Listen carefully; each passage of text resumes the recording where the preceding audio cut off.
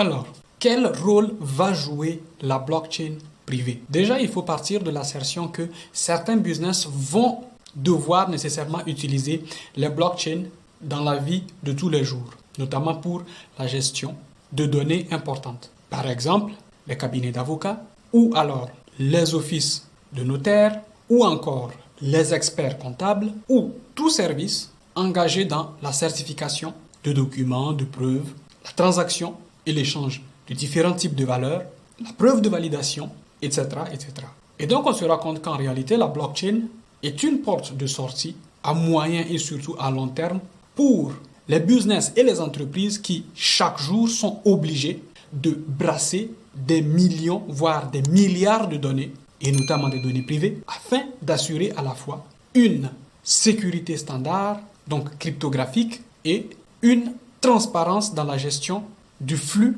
ou des flux de données. Et donc ce qu'on attendra de ces entreprises, de ces business, c'est qu'ils puissent apporter notamment la fluidité dans l'échange, dans le traitement massif des données. Bien sûr, l'État ne peut pas être laissé de côté parce que c'est l'État qui doit fournir avant tout une identité cryptographique à chaque citoyen afin de lui permettre, à partir de son identité, de pouvoir se connecter à différents services et business. Ceci veut dire que l'identité sera pour une fois complètement décentralisée et donc ne dépendant pas d'une entreprise ou d'une entité privée, mais revenant au ressort de l'État et de son propriétaire. Donc la personne humaine ou alors la personne morale, une entreprise, une association, etc. Et donc dans ce sens-là, la plupart des entreprises qui aujourd'hui ont centré les identités seront obligées